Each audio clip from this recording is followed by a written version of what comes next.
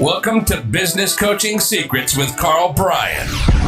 If you want to attract new high-end coaching clients, fill live events, and build a wildly profitable coaching practice where business owners pay, stay, and refer, you've come to the right place. In this podcast, Karl provides his keys to the kingdom for finding and signing high-paying clients and building the coaching business of your dreams. Here we go.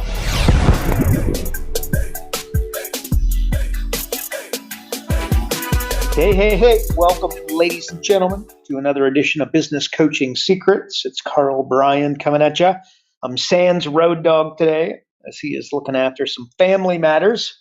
But the good news, he sent me a few questions. So, hey, I'm going to do my best to rattle off some answers and see how I do. And we'll be missing a little bit of banter from the road dog back and forth, but let's see how it goes. So, question number one, how do you find your ideal client? Who is your, and it's got a slash, and then who is your ideal client? Okay, so good question. Can't say it's one that we haven't answered in the past. It's often worded differently, but good line of thinking. I just say this, look, your ideal client, you 5 years ago is a fantastic client for you, only second best to you 10 years ago, right? So if you used to be an accountant and now you're coaching businesses, if you found an accountant up and coming, especially like they are highly analytical or they're highly creative, seldom going to meet an accountant, by the way, that's highly creative. But anywho, so you 10 years ago is like what you're looking for in a roundabout way. So if you want to build software, you want to build software that you would like to use, right? Like profit acceleration software is exactly the software that I wish I had 15 years ago when I was pounding the pavement and, coaching business owners. So you want to create a program that wish you had, right? You want to create a coaching program, create one that would work for you. Like let's say, coaching once a week for the first 12 weeks. So think of a snowball. We get the snowball rolling. Once the snowball gets to a certain point, you roll it down the hill. What happens? It gains, speed and size without any human interaction whatsoever, right? So every week for the first 12 weeks, and then you move into every second week coaching. If that's the right frame for you, that's the right framework that you put together for your coaching clients, right? And by the way, own your body, own your mind. Like example, Tony Robbins, love him, hate him, doesn't matter. The guy's the pioneer of the business the coaching industry, big time. He will not coach. This is what he says publicly. He will not coach a business owner that doesn't work out pretty much daily. Multiple. Let's just say 4 to 5 times a week. If you're not willing to work out 4 to 5 times a week, he won't coach you. Why? Own your mind, own your body, own your mind. Because as you guys know, coaching, building a coaching business, managing staff, managing products, managing services, managing clients, many moving parts of running a business. In order to do that, you need to be a certain type of individual. His opinion is that if you can't own your body and you can't work out with consistency and with discipline, that you're not going to be able to build your business the way that he needs to. So he just forgoes a relationship with you and you go with somebody who can, right? Well, if you agree with what I just said, guess what you do? When you take on a coaching client, make a framework, look, you got to start working out, 4 to 7 times a week, right? And by the way, if that's something that you are, you're not in alignment with, well, then don't do that with your coaching clients, right? But anyway, so that would be an example of a coaching program having fitness attached to it. If you felt like that's the one that you wish you had, that's the one that would be a needle mover for you, that's the one you adopt. You're going to write a book, write the book that you'd want to read. Read the book that you 5 years ago, you 10 years ago would have been really moved by, right? And by the way, when you write a book, here's a mistake people make. Like, there's a writer and then there's a journalist would be 2 people you'd hire, right? But like a journalist is going to help you research and then the writer is going to help you write. It's a big difference, right? So the question is, what problem are you trying to solve? And then a lot of people, they hire a writer to do the work of a journalist and get disappointed, right? But anyway, so just, that would fall underneath the family of something I've spoken to 1,000 times, I would dare say by now. But you got to go into the business, you got to go into the game of problem solving.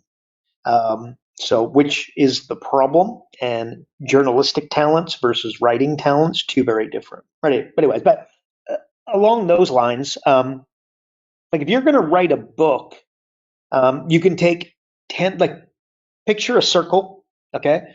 And then you got 10 different points, and then you go like one step out from each point, or you go to one point and take 10 steps in one direction. No doubt you could ascertain that a better idea than taking 10 steps in 10 different directions, taking 10 steps in one direction, that the 10 steps in one direction will trump, that will destroy, the 10 steps in 10 different directions big time, right? What am I getting at? Rather than do like 30 minutes a day to try and write your book, which a lot of people, by the way, provide this direction, what they will say is if you just do 30 minutes a day, you end up doing an hour a day, and that's good, which it is.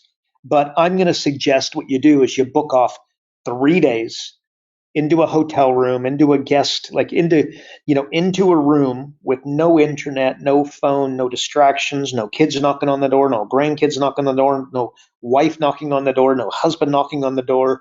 3 days completely immersed in writing your book. And I would dare say that the hours that you would put into it, that would be the example of 10 steps in one direction versus, 10 days in one direction each.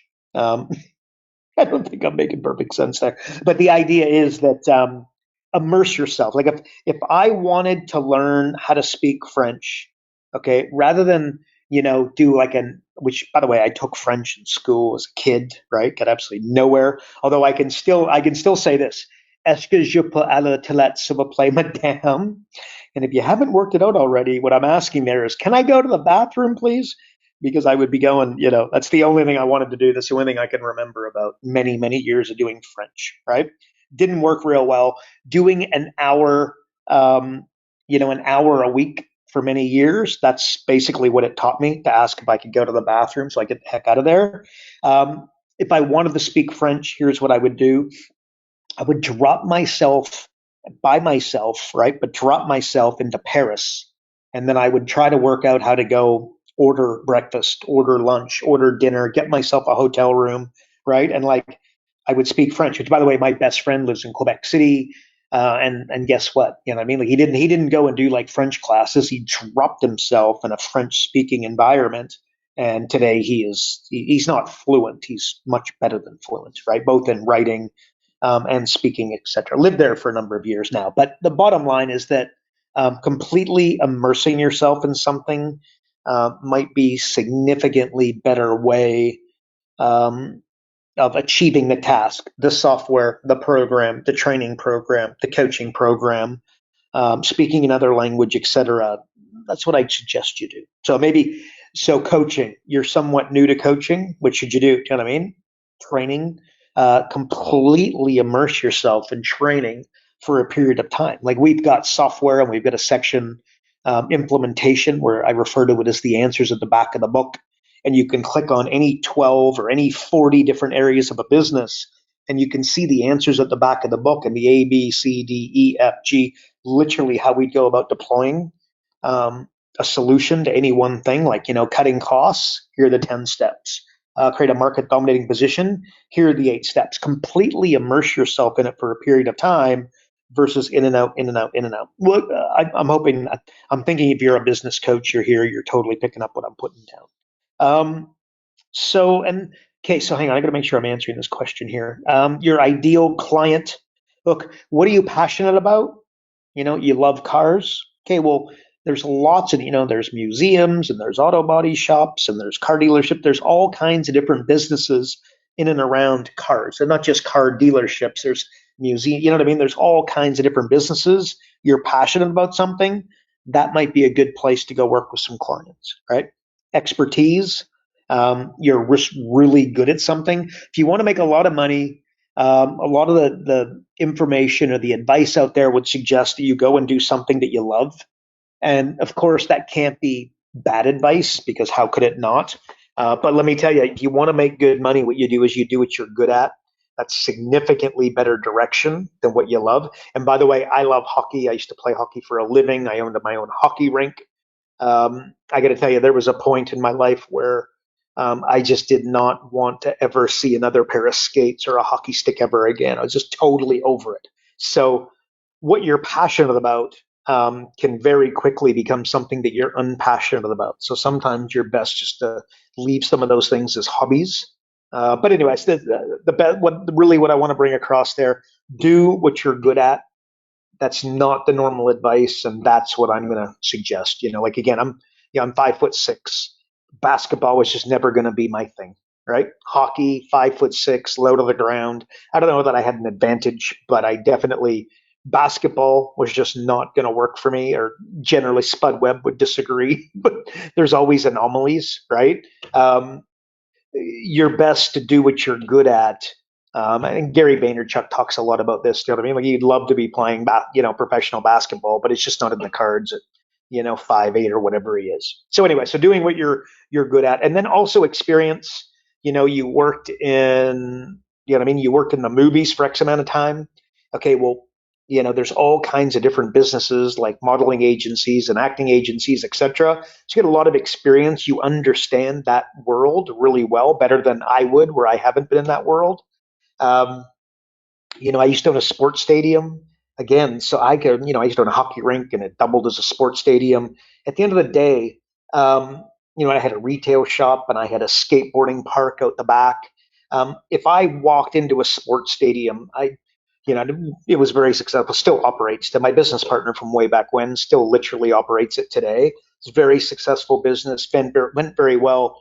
I'm very comfortable that I could walk into a sports stadium and, it's been a long time, but I would have a really good understanding as to how to go about helping that business owner because of my experience, like what their P&L would look like, what their profit margins would be, how they could ramp things up that they haven't seen. One of the first things I would do is run tournaments in that world.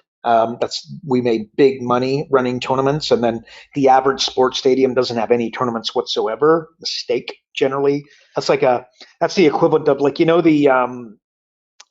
think of the local stadium, that houses 20, 30, 50,000 people.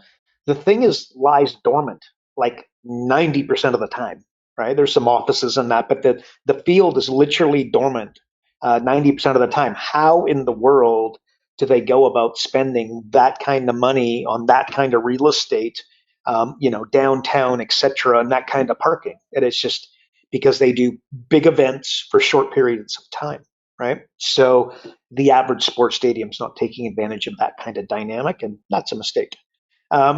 Anyways, and then ideal client, high unit of sale would be important. Say this all the time. This used to be a big thing that I used to go over constantly. Covered it, many a times in the past, but high unit of sale. Okay, so you've got a client. Look, a nice templated example. You got a massage therapist. How much does she charge? $100 a massage. You charge $2,000, right? She's got to do 20 massages to break even on your monthly fees. I got bad news. She's canceling, right? So that being said, does she have a $5,000 program, a $10,000 program? That's the way that I would help the massage therapist and the chiropractor for that matter, etc. I would create a really high unit of sale for them that they don't currently have. But the bottom line is that they don't have it. There's a really good chance they just can't afford your $2,000 to $5,000 a month coaching for a long period of time. Versus, let's say you've got a roofing client and a roofer charges say 20 grand for a roof, and let's just assume that there's $10,000 of profit on the $20,000. You gotta help them. Like, let's just, what I mean. Like do the math. And if you got them one client every 3 months, they'd be, cash positive big time. So that is something that I'm going to recommend. So there you go. And then, so other thing I would just say, trending. You're going to take on a coaching client. Like, do you want to go in an industry that's going backwards, or do you want to go into an industry that's trending forwards? Right. So it's the really easy templated example that I would give you is the population aging? Yes or no? And do 5 minutes of homework, and you'll see that the answer is a definitive yes. Okay. Baby boomers just hitting that age. So anti-aging, do you think that's an industry that's going in the, is it stagnant? Is it declining? Or is it advancing big time? And if you said advancing big time, you'd be correct. So is that a good industry to go in with your coaching? Is that an easier client to coach than somebody in an industry that's stagnant or going backwards? And hopefully that's a 101, but absolutely. There was I read something the other day, and it was looking at Uber, and I was looking at Amazon, and some of the most successful companies of all time, Apple, Microsoft, etc. And do you know what the number one determinant of success or failure was? And it's like, capital and going public and staying private and just all kinds of, the market, the culture, the country, bunch of different stuff like that. And do you know what it was? Blew my mind, and maybe it'll blow your mind. But the number one, right? Not number two, not number three. And quite frankly, I think number one by let's just say a decent margin. And no, I don't know what that margin is, but it was number one. And the answer was, little drum roll. Where's Road Dog when you need him? The answer is timing. So timing was the determinant in when you look at Uber, you look at Amazon, you look at Microsoft, you look at Walmart, you look at the most successful businesses today and all time. Basically, timing was the big thing. Like Google, just think about the timing. Facebook, think about the timing. Anyways, I think that's pretty cool. So, what am I saying? That you should be. Another way of saying timing would be trending. Okay, I think that's a more intelligent way for what I'm trying to bring across here. You want to be going into the business of things that are trending, but not trending like Bitcoin, where it could go to zero at any stage. Like the problem with Bitcoin, again, there's no substance behind it. You still to this day cannot go and buy anything with Bitcoin. You can't go into the store. You could have $1 billion of Bitcoin and you can't buy bubble gum, right? So that's a problem. And remember, when you're looking at Bitcoin and looking, crypto and these types of things, remember you're looking at regulation. I mean, like trending. What mistake people made in Bitcoin, from and where's it going to go? Lord knows. I don't know. That's for darn sure. I got my opinions, but who cares for today? But I'll just tell you this: that when you look at Bitcoin and other things that are trending, or in a state of decline or stagnant, what have you, don't make the mistake of looking like the mistake that people make in Bitcoin is they were watching the price and thinking that trending up or down there. And you really want to be looking at the adoption of it and then regulation. Those are two huge things that you need to be looking at. So again, you're looking at anti-aging, you're looking at these industries. Don't just look at, do you know what I mean? Like, the price and just the surface level trends. Go a little bit deeper. Like regulation is regulation getting more stringent and moving towards them, or is regulation kind of moving away from it?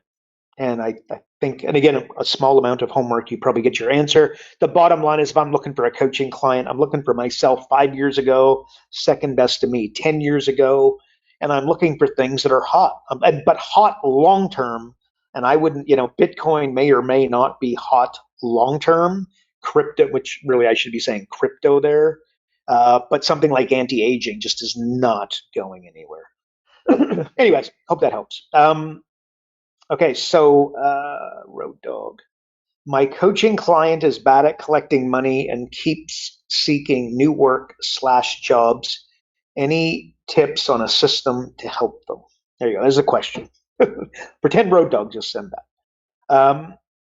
Okay, answer. Coaching client is bad at collecting money and basically just, around and around she goes. So this is psychology above all else. This is like, I talk about mental models and higher level thinking. You just need a higher level of thinking to do this. This is very low level thinking, sadly very common. Think of the child that was adored but ignored, right? That child, an adored but ignored child, can grow up and have a lot of challenges.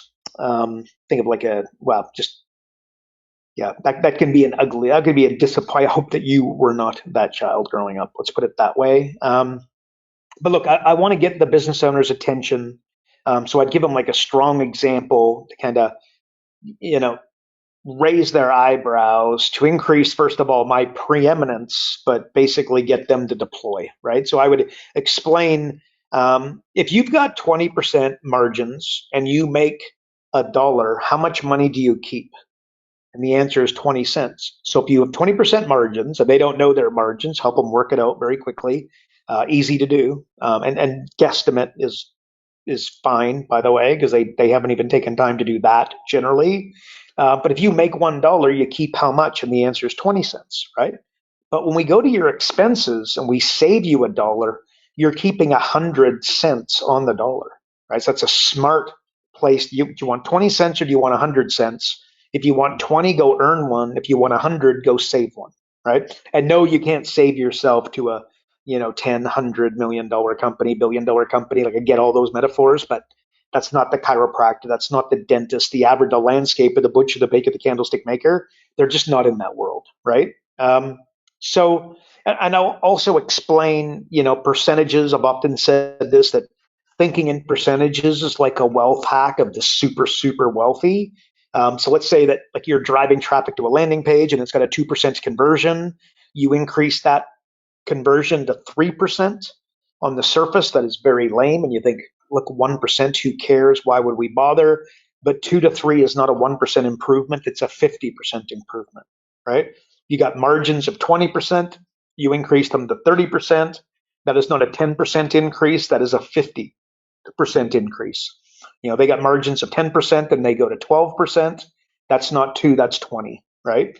And I know for some of you, it's like, oh my God, that's so elementary. Believe me, that's going to fall into the 80-20 thing where 80% of the population are like, oh, wow, they haven't been seeing it that way.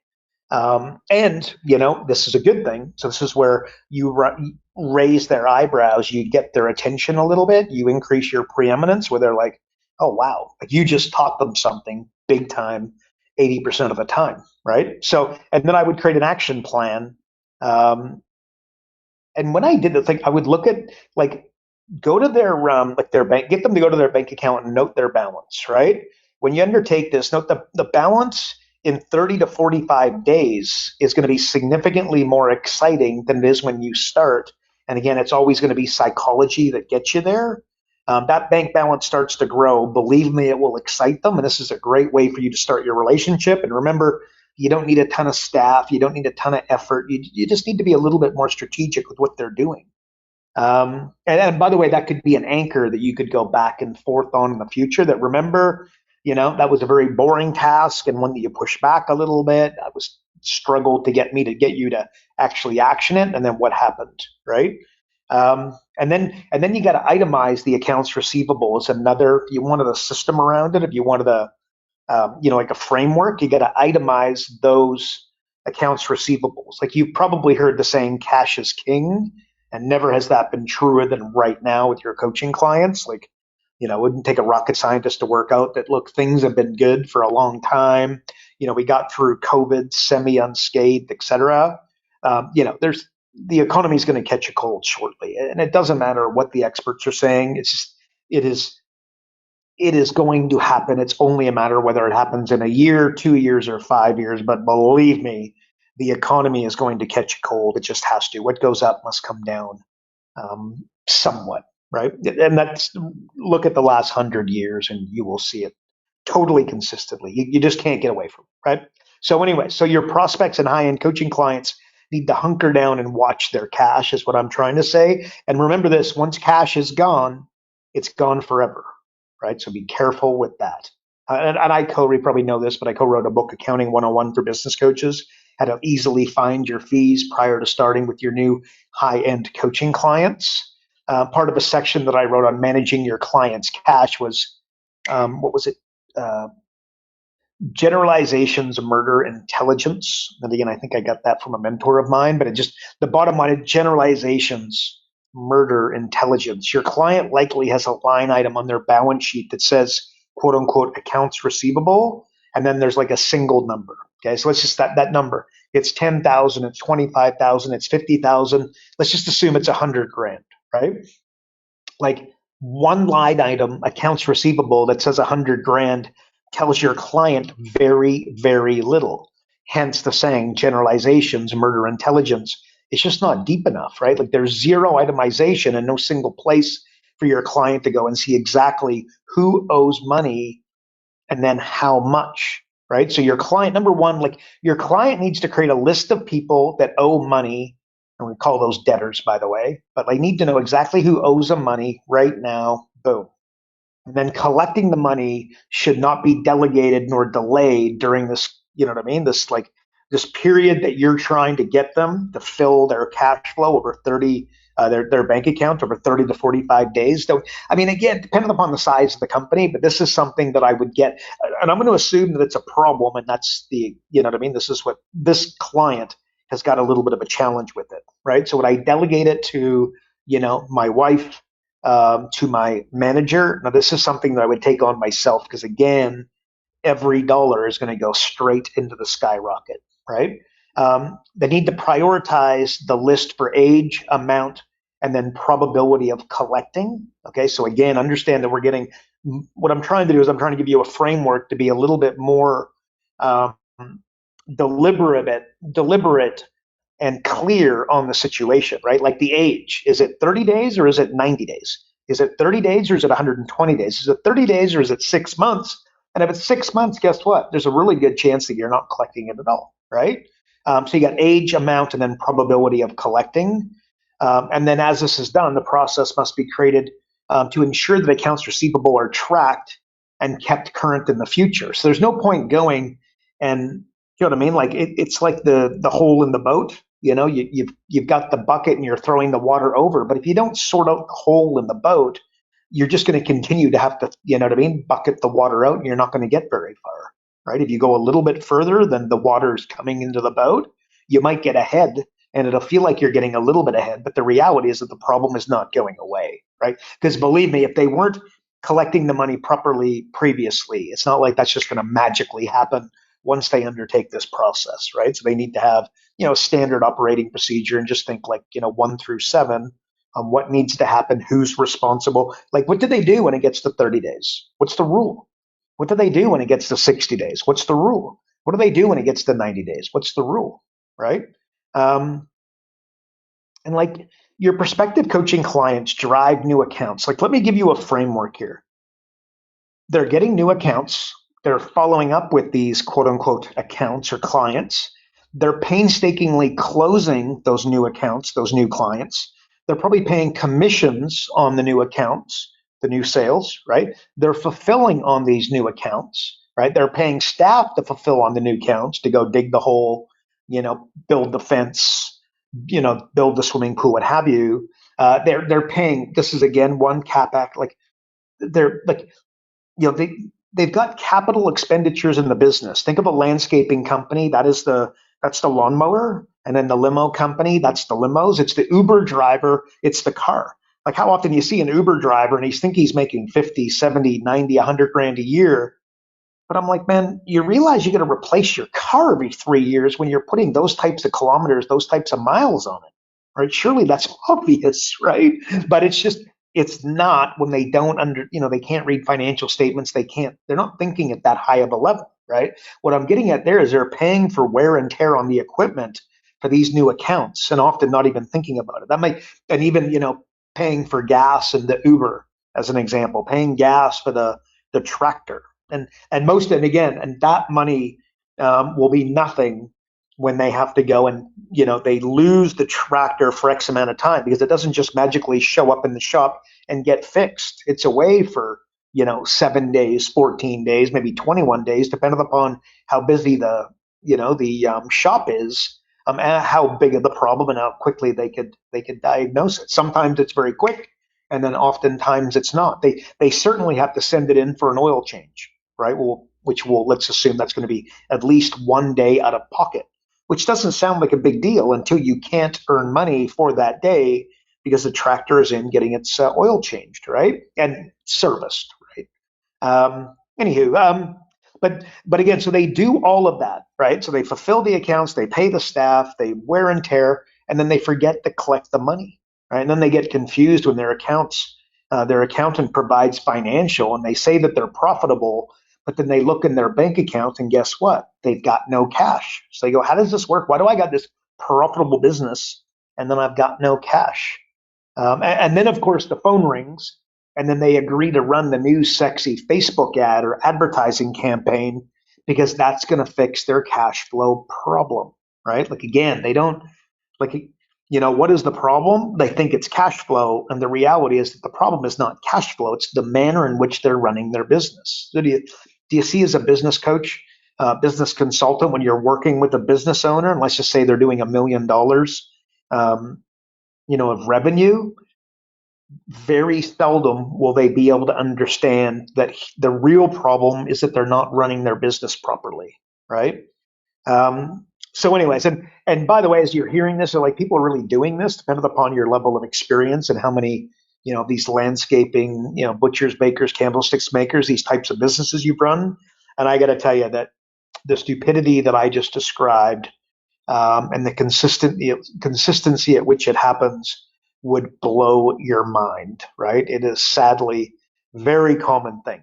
And by the way, it's why many businesses are tight on cash as their revenues skyrocket. Again, their businesses are skyrocketing. They got these great companies, this great balance sheets, this great P&L, improving, trending in the right direction. Then they're like, "Where's my cash? Where's my cash? Where's my cash?" Well, again, the problem is often what I just outlined in a variation of, right? So I would encourage you, as a business owner, if you're hearing this, and you're like, "Oh my gosh, like that's a really easy problem to solve, and that's a very profitable problem to solve," I would agree with you. I'd give you a high five, and I'd say, look, just go spend 2 hours today and go find some business owners to basically run a little bit of diagnostic on, to say, "Look, is this a challenge?" And by the way, speak to an accountant. Like, these businesses I'm describing, yes, they have accountants, and no, the accountant is not alarming them to this problem. And then you ask why, and the answer is that because the accountant's got lots of other businesses. And by the way, the accountant has got 200 clients, and 25 of them are doing $10 million a year plus plus plus, and then the others are trying to get to $1 million.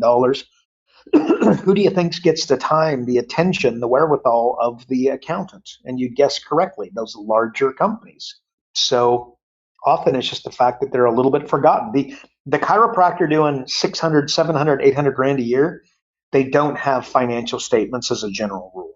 As the absolute rule, they do not have financial statements. They have a tax return, and then they call that a financial statement, and that is, hopefully that sounds ridiculous to you, because it is, and a tax return is not a finance. You know what I mean? It's not something that can tell you very much about a company. Certainly can't diagnose the problem that I'm outlining. So anyway, so that's so there you go.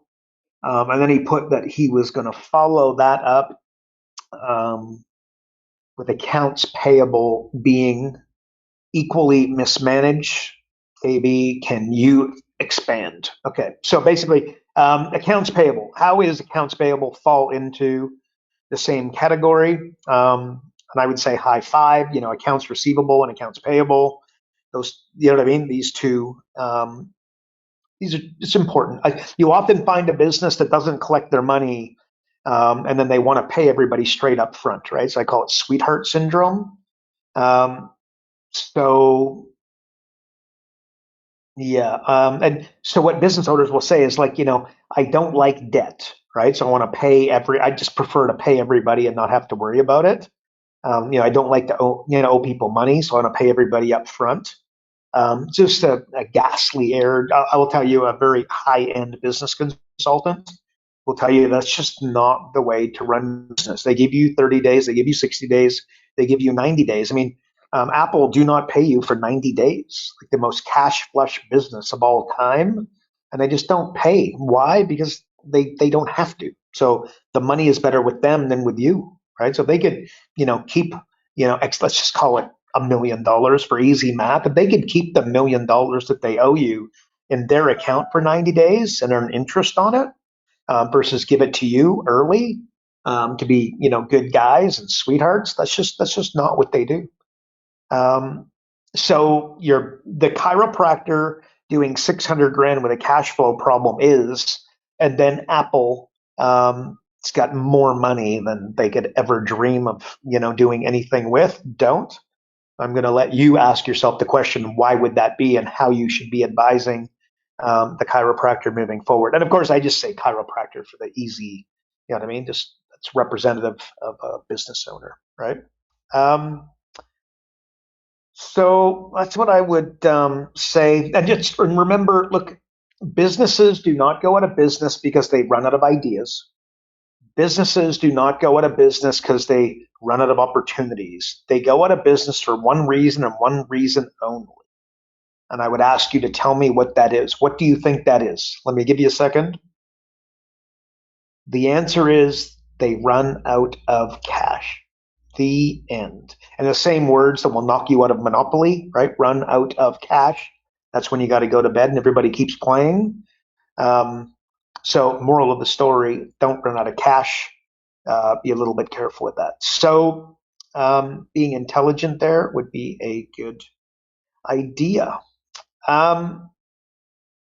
So that's it for me for today, folks. I got a few other questions here, but you know what? I'm going to cut her there. I hope that is helpful. Road Dog will be back with me next week. So I appreciate you guys. God bless. Take care. Speak to you soon. Bye-bye. Karl Bryan built Profit Acceleration Software 2.0 to train business coaches how to find any small business owner more than $100,000 in 45 minutes without them spending an extra dollar on marketing or advertising. This becomes a business coach's superpower. So as a business coach, you'll never again have to worry about working with business owners that can't afford your high-end coaching fees. Check us out at focused.com.